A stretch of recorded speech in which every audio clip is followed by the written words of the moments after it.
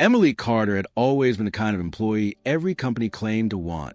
Diligent, creative, punctual, and respected not only for her results but for her kindness. At 29, she had carved out a solid path for herself in the marketing world, working as a digital campaign coordinator at a well-known firm in downtown Chicago. For nearly 4 years, Emily was the engine behind some of the company's most successful social media initiatives, building brand identities that resonated with audiences and brought in major clients. The office, nestled in a glass tower with views of the river, had a sleek, modern energy, collaborative workspaces, cold brew on tap, and brainstorming walls covered in neon sticky notes. For Emily, it had once felt like a place where ideas and merit were what truly mattered. But over the last few months, the tone inside those glass walls had shifted. It began subtly. The new marketing director, Vanessa Greer, had arrived with an expensive haircut, high-fashion blazers, and a reputation for being image-driven. She was known in the industry for her ability to rebrand a company from the inside out. On her first day, Vanessa had held a long team meeting full of buzzwords, streamlining aesthetics, elevating our visual impact, internal branding synergy. At the time, no one questioned the meaning behind her phrases. But Emily had noticed something else. Vanessa rarely made eye contact with her. When she did, it was with a sort of clipped politeness, as if Emily were an old relic from a version of the company Vanessa intended to erase. Then came the consultants. A branding agency began showing up weekly, observing team meetings and scheduling individual profiling sessions that, under guise of professional development, asked invasive questions about appearance, wardrobe, even posture. The company claimed it was part of a new branding initiative meant to align employee presence with corporate values. Emily, who had always believed in professionalism over vanity, played along but felt increasingly out of place. She had never cared for flashy clothes or makeup trends. Her confidence came from knowledge and results, not from trying to look like someone on a billboard. Whispers started to ripple through the office. People who didn't fit the company's newly implied standard, those who dressed plainly, aged out of their 20s, or didn't present particular aesthetic, were being quietly reassigned or encouraged to seek external opportunities for growth. A young analyst, bright and efficient, was let go a month earlier under suspicious reasoning. A senior designer was suddenly pushed into early retirement. But the message wasn't loud. It was whispered, obscured by corporate language and false smiles. Then, on a gray Friday afternoon, it happened. Emily was wrapping up her end-of-week reports when her calendar pinged with an unexpected meeting invite. Vanessa Greer, Office 17B, for 30 p.m. The timing was odd. Meetings late on Fridays rarely brought good news. As she approached the office, her palms grew cold.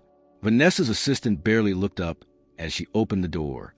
Vanessa sat behind her desk, expression unreadable. "Emily, thank you for coming. I'll get straight to it. No small talk, no preamble. As you know, we're entering a critical rebranding phase," Vanessa said, her tone firm but falsely cordial. "After evaluating team dynamics and strategic alignment, we've decided to move in a new direction. Your role will be dissolved effective immediately." Emily blinked. "Wait, I don't understand. My last campaign hit every metric. We just renewed 2 major clients." "This isn't about performance," Vanessa interrupted smoothly, as if that were supposed to make it better. "It's about alignment with where the company is headed." Alignment.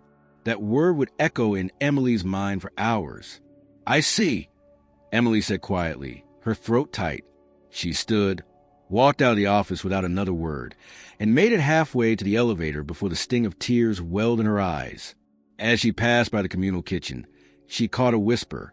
A voice, someone she had mentored years ago, spoke too loudly in hushed tones. "She's not really their image anymore, you know? Vanessa wants sleek, polished, younger." The words hit like a slap. At home that evening, the silence was deafening. Emily sat on the couch, her work badge still in her coat pocket, her laptop, now useless, still in her bag.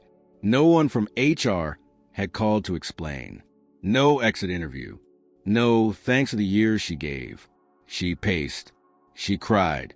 She stared at her phone, thinking of the team she was leaving behind, of the meetings she'd never attend again.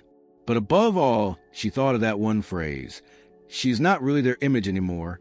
At some point past midnight, a quiet resolve settled over her. The humiliation she felt was raw, real, but underneath it was a rising fire, not just for herself, but for everyone who had ever been quietly erased for not looking the part. She opened her laptop, turned on her phone's camera, and hit record. Her voice trembled, but her words didn't. "I was fired today. Not for my results, not for my work, but because, in subtle and not-so-subtle ways, I no longer fit the company's idea of what they want to look like." She paused. They didn't say it outright, of course, but it was clear. And if you've been through this before, if someone ever made you feel like your worth wasn't tied to your skills but to your appearance, I see you, and I'm done being silent. She uploaded the video to her profile with a simple caption, "Not your image." Then she turned off her screen and went to sleep, unaware that by morning, her words would set the internet ablaze. Emily didn't hear the first notification. Her phone, tossed face down on the nightstand, buzzed quietly as dawn broke over the skyline. Then it buzzed again, twice, 3 times, until the pattern was no longer random. The stream of vibrations dragged her from sleep. She sat up, groggy, eyes stinging from the tears of the night before. When she finally reached her phone, she expected messages from close friends or perhaps a sympathetic co-worker who had caught wind of her sudden departure. What she saw instead made her freeze. Hundreds of alerts, comments, shares, direct messages from names she didn't recognize. The video, her raw, unpolished, late-night confession, had gone viral. She stared at the screen, watching the numbers climb in real time. 10,000 views, then 20. Her follower count, previously modest and made up mostly of former classmates and industry peers, had exploded overnight. The hashtag she had typed instinctively in the caption, #NotYourImage, was now trending nationally. Her phone rang. It was Chloe, an old college friend who worked in digital media. "Emily," Chloe said, skipping any greeting, "you're on the front page of Reddit. You're all over Twitter. That video, everyone's talking about it. You need to see what people are saying." Emily scrambled to open the apps. Her face, still tired, without makeup, framed by the dim light of her living room lamp, was now being shared by influencers, reposted by activists, and dissected by journalists. The clip had struck a nerve. Under her post were thousands of comments, people expressing solidarity, sharing their own stories of workplace discrimination, and calling out the toxic beauty standards that permeated corporate culture. One comment read, "I lost my job after I had a baby because they said I wasn't as presentable anymore. I see you, Emily. Thank you for this." Another, "This is exactly what happened to my sister. Fired after a new exec came in and decided she didn't fit the brand anymore. We need to talk about this." And another, chillingly precise, "Worked at that same company 2 years ago. The way they talk about image behind closed doors, it's disgusting." Emily blinked at the screen, heart racing. She hadn't expected this. The post was supposed to be a quiet act of defiance, a release, maybe a way to keep herself from spiraling. She hadn't intended to become a symbol, but it was too late to pull back now. The internet had decided her story mattered. By mid-morning, she received a message from a journalist at an independent online outlet known for exposing corporate misconduct. He was polite but direct. "Emily, I'm following the response to your video. I'd like to speak with you about your experience. Off the record at first, if that helps." People are starting to come forward. That last sentence caught her attention. People were talking, and not just strangers online. By lunchtime, former employees of her company began releasing their own accounts. Screenshots of internal emails surfaced. One suggested elevating visual brand standards in team leadership roles. A memo from Vanessa, written months earlier, mentioned the importance of client-facing staff projecting aspirational lifestyle aesthetics. The language was vague but loaded. The subtext, once easy to deny, was now laid bare under the scrutiny of public interpretation. Emily's inbox flooded with media requests. Talk shows, podcasts, morning news outlets. At first, She declined all of them, still overwhelmed by the scope of attention. But it wasn't just journalists reaching out. A young woman from Texas messaged her with a photo of herself in a work uniform. They cut my hours after I stopped straightening my hair. Said it didn't reflect our professional environment. Your story gave me the courage to quit. Another message came from a man in Oregon who was told by his manager to lose weight or risk being reassigned to a non-public role. He'd never spoken of it before. Now, he was organizing a group to demand changes at his company. The hashtag kept climbing. Politicians started using it to discuss discriminatory labor practices. A senator posted a clip of Emily's video, calling for stronger protections against appearance-based bias in hiring and firing. Influencers who had never commented on workplace culture before now wore T-shirts reading "Not Your Image" in solidarity. Even major brands were forced to pick sides. Some issued cautious statements about diversity and inclusion, hoping to avoid backlash. Others went silent and paid the price in comments and boycotts. Meanwhile, inside the company where Emily had worked, panic set in. The leadership team began deleting posts and locking down accounts. LinkedIn profiles of key executives were scrubbed. Vanessa posted a brief message late that night, attempting to reframe the narrative. At our company, we strive to foster a culture of innovation and excellence. Misinterpretations of our goals have led to unfortunate rumors. The response was immediate and brutal. Comments flooded in, accusing her of gaslighting, of refusing to take accountability. Some former employees responded with direct screenshots contradicting her statement. It only made the fire spread faster. That night, Emily sat in her apartment, trying to catch her breath. She hadn't left the house. Her phone hadn't stopped vibrating once. The sound haunted her. She closed her laptop, hoping to steal a few quiet minutes. But even in silence, she knew there was no turning back. There was a knock at her door. She opened it to find Jason, a former colleague from her early days at the company. They hadn't spoken in over a year, not since he transferred to another office. But now, here he was, with a manila folder under his arm and a quiet urgency in his eyes. "I have something you should see," he said.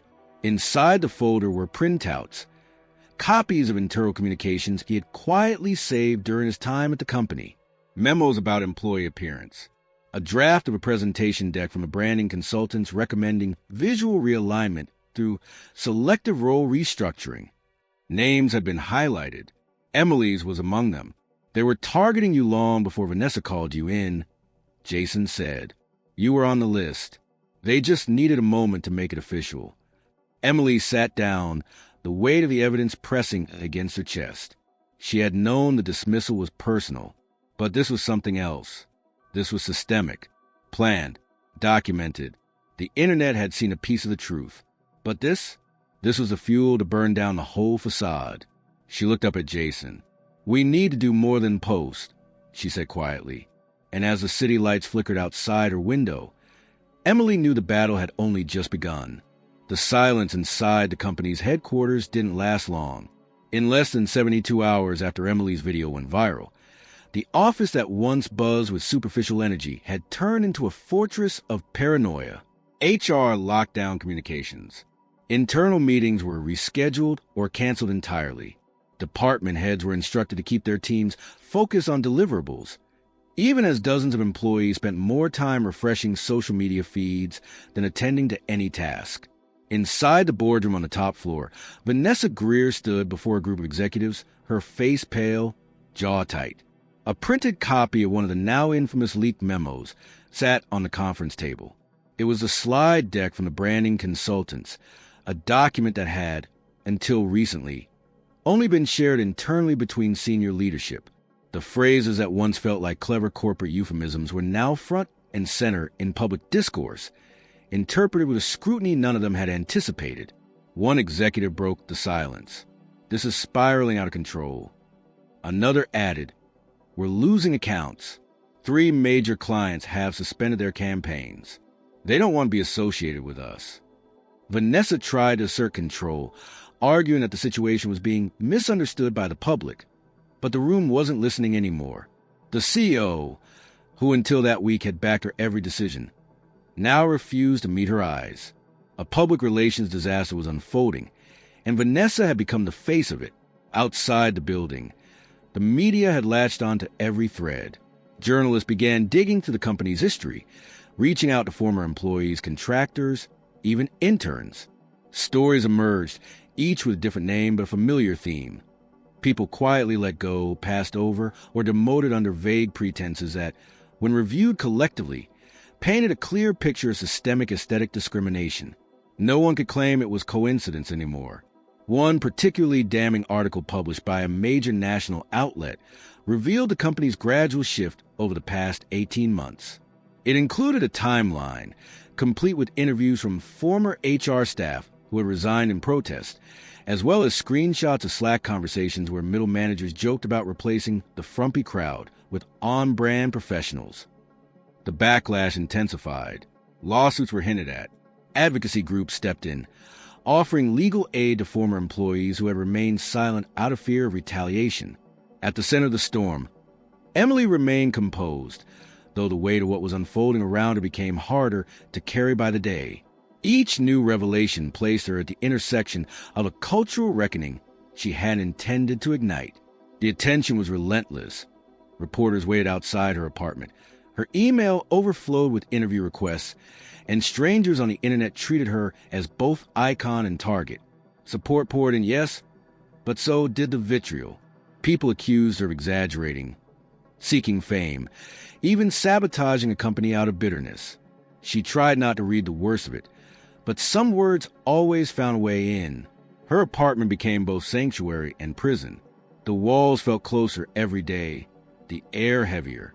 She declined most invitations from the media, but agreed to one interview with a well-respected journalist, Maya Torres, known for long-form investigative reporting. Emily didn't want sound bites. She wanted the truth documented fully. They met at a quiet cafe on the outskirts of the city, far from the cameras. "I'm not trying to take down an entire company," Emily told Maya, her voice low, steady. "I'm just done with pretending things are okay when they're not. This didn't start with me, and it won't end with me." Maya listened intently, asking questions that didn't sensationalize but sought clarity. By the end of the interview, she asked for permission to contact others connected to the case. Emily nodded, and later that night, connected her with Jason and several other former employees who had come forward in private. The story grew deeper roots. Over the next week, Maya's team published a detailed expose, supported by timelines, documents, testimonies, and undeniable patterns. The article named Vanessa explicitly, but also pulled back the curtain on the broader executive team that had either supported or ignored the quiet culture shift toward visual conformity. Public pressure forced action. The board announced that Vanessa had been placed on temporary leave, pending an internal investigation. The CEO issued a brief video statement apologizing to those who felt unseen or devalued, a message so sterile and rehearsed it sparked even more outrage. Stock prices dropped, investors pulled out, and still, Emily had not taken legal action. She had not asked for money. She had not called for a boycott. She had only told her story. But her refusal to play into the expected narrative unsettled those who hoped the storm would pass quickly. When a corporate lawyer approached her with a discreet settlement offer, 6 figures in exchange for silence, Emily declined without hesitation. The attorney had smiled politely, as if expecting her response, and slid a non-disclosure agreement across the table anyway. "You're free to read it over," he said. "Just think about it. You have a platform now. You could use that money to do something else." Emily pushed the paper back. "I already am." Behind the scenes, groups of professionals across industries began circulating proposals for new legislation. Emily's story had illuminated a gray area in employment law, appearance-based discrimination that wasn't tied to race, gender, or disability but was no less damaging. Several lawmakers expressed interest in bringing the issue to Capitol Hill. What had started as a quiet video in Emily's living room had now become part of a national conversation. One evening, Jason returned to Emily's apartment, this time not with documents, but with a question. "They're planning a town hall," he said. "Public hearing. Workplace discrimination. Some of the other former employees are going. They want you to speak." Emily hesitated. She wasn't a public speaker. She hadn't trained for any of this. But then she thought about the messages she still received daily. Men and women sharing their pain, their shame, their silence. She nodded slowly. Then I'll be there. The truth had come to the surface, but the fight for accountability was just beginning. The hearing was scheduled for a Wednesday morning inside a government building in downtown Washington, D.C. The city pulsed with late summer heat, and the air was thick with the weight of anticipation. Inside the chamber, rows of seats were filled with labor activists, legal experts, journalists, and former employees from across the country who had been drawn to Emily's story and the broader conversation it had ignited. C-SPAN cameras captured every detail. On the dais, the committee members prepared their questions, leafing through binders of evidence that had been submitted over the past weeks. Emily sat near the front, waiting to be called. She wore a navy blue blazer, no makeup, her hair in a loose bun. She hadn't dressed to impress. She had dressed to be herself, just as she had the night she filmed her video. Around her, she sensed a strange mix of tension and solidarity. Several people nodded at her quietly, offering small gestures of support. Behind her sat Jason and two other former employees of the company, both of whom had submitted written statements. But Emily would be the one to speak aloud. She hadn't rehearsed a speech. She didn't carry a folder of notes. She would speak from the place that had brought her there in the first place. Pain sharpened by truth. When her name was called, she stood and walked to the witness table. Microphones captured every footstep. She sat, adjusted the mic, and took a breath that steadied her more than she expected. My name is Emily Carter.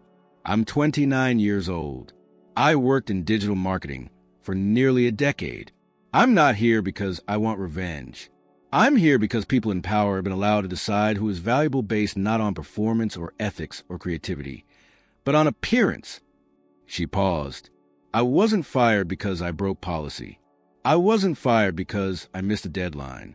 I was fired because, in the eyes of a few executives, I no longer aligned with their idea of what a marketable professional should look like. They didn't say it directly. They never do, but they said it in 100 ways. In meetings I was excluded from, in feedback that was vague and impossible to act on, in the silence after my achievements, and finally, in a 5-minute meeting where I was told my position had been dissolved. Her voice did not waver. Since I share my story, thousands of others have come forward. Their details vary, different industries, different cities, but the message is the same. We were told, in subtle and not-so-subtle ways, that our faces, our bodies, our natural aging, our skin, our hair, our clothing, made us less employable. There was silence in the chamber. Committee members leaned forward. One of them, a senator from Massachusetts, asked the first formal question. Ms. Carter, have you seen or received direct documentation that suggests this was a pattern, and not just an isolated experience? Emily nodded. Yes, I received internal communications from my former employer, memos, training decks, testimonies. Some of those materials have already been submitted to the committee. But beyond the paper trail, what we're confronting is a culture that says if you're not aesthetically aligned with a certain corporate ideal, you're a liability. Another senator followed up. And what would you like to see change? Emily's answer came without hesitation. I want legislation that recognizes appearance-based discrimination as real and actionable. I want companies to be held accountable when they make hiring and firing decisions based on beauty standards instead of competence. I want transparency in workplace evaluations, and I want protections for employees who speak out about these injustices. More questions followed, some sharp, some supportive. Emily remained calm, direct, never straying into emotion for the sake of impact, but never retreating from the weight of what she was saying. When her time was up, the room was quiet for several seconds longer than usual. Then, the chair of the committee thanked her for her testimony and dismissed her with a nod that carried more gravity than formality. Outside the chamber, reporters swarmed. Emily answered a few questions before stepping aside. She had no interest in turning into a media fixture. She had done what she came to do. The rest, she hoped, would unfold through action, not spotlight. But the hearing sent shockwaves across the corporate world. In the days that followed, the company she once worked for issued a second statement. This one more contrite, more carefully worded. The CEO acknowledged a failure in leadership and announced the launch of a full internal audit. Vanessa, who had been on paid administrative leave, was now officially suspended pending the outcome of the investigation. But leaked audio of a tense leadership meeting reached the press, revealing Vanessa's defiance. In it, she dismissed the controversy as a PR stunt and suggested that rebranding Emily's story might be possible if they just waited long enough. The backlash was immediate. Employee petitions circulated demanding her termination. Several clients, already hesitant, pulled the plug entirely. Shareholders began to question the board's leadership. The damage was no longer digital. It was financial, real, measurable. Meanwhile, the journalist Maya Torres published a second piece, this time centered on the aftermath of the hearing. It detailed the responses of other companies that had begun quietly revising their HR policies, scrubbing their website to language that emphasized polished visuals and client-facing beauty. Maya interviewed labor lawyers who said they had received a surge in inquiries about filing discrimination claims. Advocacy organizations reported a spike in donations and volunteer applications. One night, Emily met with a small group of former colleagues in a bookstore cafe. They sat around a wooden table, no cameras, no statements. Just people, tired, angry, determined. "I keep thinking," one of them said, "what if none of this had happened? What if you hadn't posted that video?" Emily stirred her tea slowly. "I think someone else would have. Maybe not in the same way. But eventually, someone would have cracked the surface." Jason leaned back in his chair, arms crossed. "But you were the one who did. And now, there's no putting the pieces back the way they were." Emily nodded. "Good." There was no triumph in her voice, only clarity.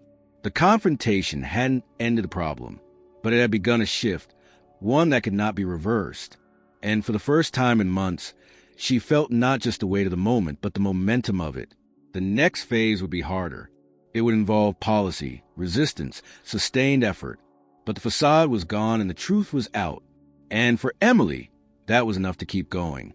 Months had passed since the hearing. The dust was still settling, but the landscape of workplace fairness had already shifted. The fallout from Emily's testimony rippled outward, far beyond the walls of the D.C. chamber. The company her former employer morphed into something unrecognizable, grappling with shattered trust, public scorn, and a regulatory spotlight that threatened its very survival. Yet for Emily, the most meaningful changes were the ones unfolding quietly, in the hearts and futures of people who refused to stay invisible any longer. The company complied with the hearing's pressure. Vanessa was officially let go, and the new leadership announced a sweeping compliance agreement. External consultants were brought in to rewrite personnel policies, mandating clear, transparent criteria for evaluations and promotions. The headlines called it a landmark settlement. And while the legal team hailed it as effective damage control, those who had witnessed years of subtle exclusions saw a glimmer of lasting accountability. Emily declined any financial settlement despite numerous offers. She later explained in an interview, "I could have taken a number and disappeared from view, but I have seen what silence buys and what it costs those who come next." Journalists featured her story in profiles and talk shows, but in those moments, she downplayed the fame.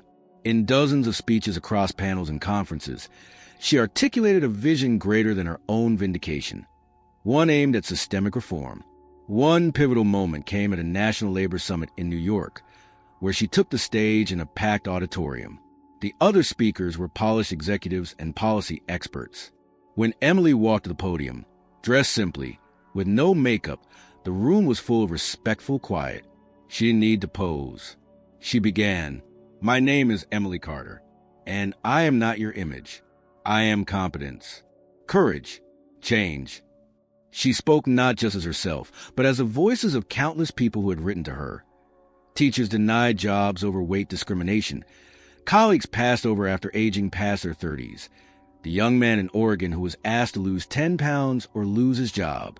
She cited well-established but seldom discussed legal gaps.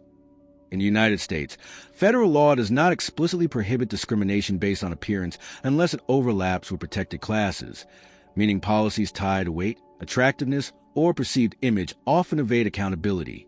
In some places, there were exceptions. States like California had already enacted the Crown Act, extending protections to hairstyles traditionally worn by Black people, like braids, locks, and twists. Emily spoke of the Black employees in her inbox who had been forced to erase cultural identity in the name of corporate neatness. They were protected under the Crown Act. But too often, appearance bias had no legal recourse. Her words struck deeper than rhetoric. By invoking laws, personal stories, and moral urgency, Emily stitched together the personal and systemic. The auditorium erupted in standing ovation, but she spared no time basking in triumph. She closed with, "This isn't about me.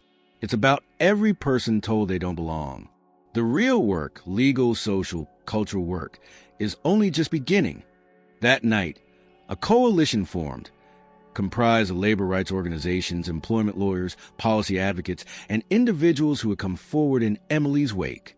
Their goal: to draft federal legislation that would explicitly forbid discretionary appearance-based discrimination, offering remedies wherever bias wasn't tethered to protected traits like race or gender, but still demeaning and unjust. The proposal gained traction fast, with lawmakers in several states introducing bills reminiscent of the Crown Act, but broader in scope, covering weight, grooming, attire, and even ageism rooted in appearance. Meanwhile, Emily's vision took physical form.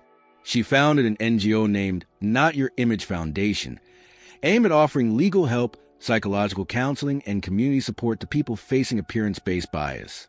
She recruited attorneys, counselors, activists, people whose lives have been derailed by lookism. The foundation's office rented space in a converted loft near Chicago, with a cozy waiting area where clients would sit surrounded by framed posters with slogans like "Value Capability, Not Conformity." On a rainy afternoon, Emily conducted a strategy meeting with early staff. The whiteboard was scrawled with goals: outreach to state legislators, pro bono clinic launch, media campaign framework. A young woman raised her hand, voice shaky. "I didn't know I could fight," she said softly. "They told me I wasn't senior enough, just not polished enough for our executive image." I left without saying anything. Emily looked at her and, with gravity, replied, "Then you're here to speak. You matter." The room was quiet, but charged. Emily could sense it. Hope was no longer abstract. It was real. Months later, Emily was invited to speak at a major event in New York. Not at the summit this time, but a National Labor Policy Awards gala. She hadn't expected the honor.